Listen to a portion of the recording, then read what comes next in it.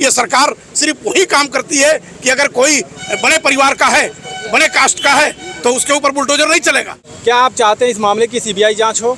बिल्कुल जांच होनी चाहिए। जो कम से कम पहले दोषी है उसको पकड़ा जाए। दोष गुण के आधार पर कार्रवाई होनी चाहिए। अब बुलडोजर क्यों नहीं चलता? उत्तर प्रदेश में बुलडोजर चलने की बात हो रही है। अभी उनके घर पे बुलडोजर चलाने की बात की जा रही है।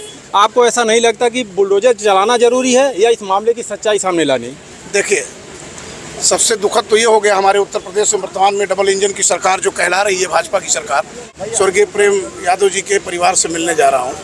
उस परिवार में तो अभी तो जहाँ आया हूँ पहले वहाँ मिलूँ। ये तो जाएंगे नहीं, अभी तो पहले जहाँ आया हूँ उसको चल करके मिलूँ, जहाँ से थोड़ा भाई लगाव है, जहाँ मिलना जुलना है।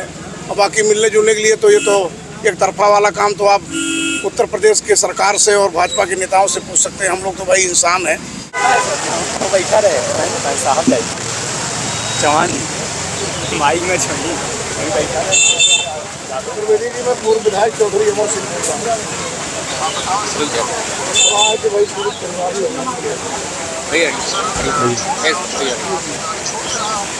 रहा हूँ। हाँ, नहीं मालूम है, इसलिए पूछ रहे हैं। मैं एक चीज़ आपसे सुझाव जरूर दूँ। यादव जी यहाँ हैं, तो मैं ये कह रहा था कि हम यहाँ से मान लीजिए हमारे साथ गनर भी 2 हैं, तो उनकी तो गलती है नहीं, सरकारी गनर है आपके, और 3 लोगों को और ले लेता हूँ मैं। आपका गनर तो आपके लिए है भाई, आपके तो 3 हमारे साथ चले जाएंगे तो मैं 10 मिनट वहाँ रुक जाऊँगा। तो ये लोग जब 2 लोग वापस चले आएंगे, सब लोग तो 2 लोग फिर भेज दीजिए, ऐसे करा दीजिए भाई। नहीं सर, आप मिलने आपके साथ 2 लोग लेके असल में मिलने वाले थोड़ा हमारे साथ 7-8 लोग जरा इम्पोर्टेंट लोग थे। सर, बहुत सारे लोग आ रहे हैं सर। तो बारी से आप मान लीजिए हम हट जाएं, तब भी आप भेज देंगे बाद में, वही व्यवस्था रहेगी। वहाँ से तो जब निकल आए। अच्छा सर, पहले आप मिल लें, आपके साथ 2 लोग चले जाएं, पहले आप उन लोग को हम भेज देंगे, फिर 2 लोग आ जाएंगे। पहले सर आप मिल लें। चलिए भैया, ठीक, आप मिल के निकलेंगे तो चलिए ठीक है। लो भाई, क्या हुआ सर? क्या हुआ? क्या बोले? क्या बात हुआ? जी भाई, क्या बात हुआ? आप यहाँ से हैं? अरे तो पहले पूछना चाहिए हम कहाँ से हैं, आप कहाँ से हैं। जानकारी है अभी कैसे बता दें पूरी बात? भाई, मैं चौधरी अमर सिंह, पूर्व विधायक सिद्धार्थनगर से हूँ।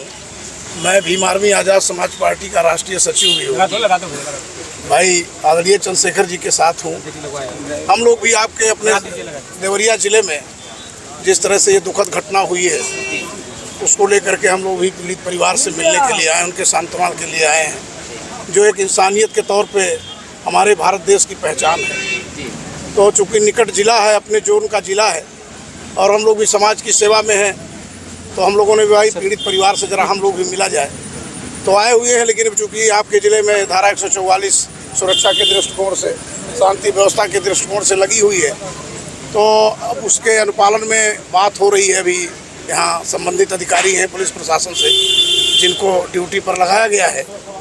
तो आपका जो कहना है, जो व्यवस्थाएं बनी उसी व्यवस्थाओं के तहत चलने हैं मिलने के लिए। तो मैं श्री स्वर्गीय प्रेम यादव जी के परिवार से मिलने जा रहा हूँ। उस परिवार में तो अभी तो जहाँ आया हूँ पहले वहाँ मिलूँ। ये तो जाएंगे नहीं, अभी तो पहले जहाँ आया हूँ उसको चल करके मिलूँ, जहाँ से थोड़ा भाई लगाव है, जहाँ मिलना जुलना है। और बाकी मिलने जुलने के लिए तो ये तो एक तरफा वाला काम तो आप उत्तर प्रदेश के सरकार से और भाजपा के नेताओं से पूछ सकते हैं। हम लोग तो भाई इंसान हैं। राष्ट्रीय अध्यक्ष भी आने वाले हैं? अब ये तो राष्ट्रीय अध्यक्ष जी के तक सूचना है, लेकिन जो हमें जिम्मेदारी है, पार्टी का जिम्मेदार सिपाही होने के नाते तो मैं आया हूँ। सर, आपने एक तरफा की बात की, कैसा एक तरफा? नहीं, आप पूछ रहे हैं जाने की बात, तो मैंने कहा हम लोग आए हैं तो पहले पहुँचा जाए जगह। यहाँ तो चूँकि व्यवस्थाएँ हैं आपके ज़िले में, तो वहाँ हम लोग थोड़ा पहुँचेंगे, हालचाल लेंगे, फिर जैसी स्थिति बनती है। चूँकि संख्या हमारे साथ काफ़ी लोग आ गए हैं मिलने के लिए। सर, इस मामले को लेकर आप क्या कहेंगे? जो मामला ये हुआ है, 6 लोगों की जान गई यहाँ पे, इस मामले को आप किस नज़रिए से देखते हैं? देखिए, हम लोग तो आपके जो डिस्ट्रिक्ट सिद्धार्थनगर से हैं। थोड़ा जो है आप लोग हट जाइए, खाली प्रेस वाले रहने दीजिए भैया, थोड़ा सा किनारे हो जाइए। सबसे दुखद तो ये लगता है, इस तरह की दुखद घटना नहीं होनी चाहिए। जो ये घटनाएं हुई हैं देवरिया में, आपके फूलपुर में, आपस में कुछ ज़मीनी विवाद लेकर के, जिस तरह से पहले फतेहपुर में, मतलब अब चूँकि अभी तो सुन करके हम लोग फूलपुर आए हैं, तो वहाँ पहुँचेंगे तो फतेहपुर गांव है वो। तो जिस तरह से सुनने में आया है, यहाँ से तो हम लोग 150 किलोमीटर दूरी पे हैं, तो जो सुनते सुनाते में आप सबके मीडिया के जरिए जो पता चला कि भाई वहाँ इस तरह से पहले कुछ आपसी पहले से वाद विवाद ज़मीनी कुछ रहा होगा, उसमें प्रेम यादव जी के साथ घटना हो गई, लोग उनको मार दिए। फिर बाद में इधर 5 परिवार से उन लोगों ने आक्रोश में आकर के तमाम लोगों ने आक्रमण किया, मार दिया, यही सब सुनने को आया। सर, अभी उनके घर पे बुलडोजर चलाने की बात की जा रही है, आपको ऐसा नहीं लगता कि बुलडोजर चलाना जरूरी है या इस मामले की सच्चाई सामने लानी?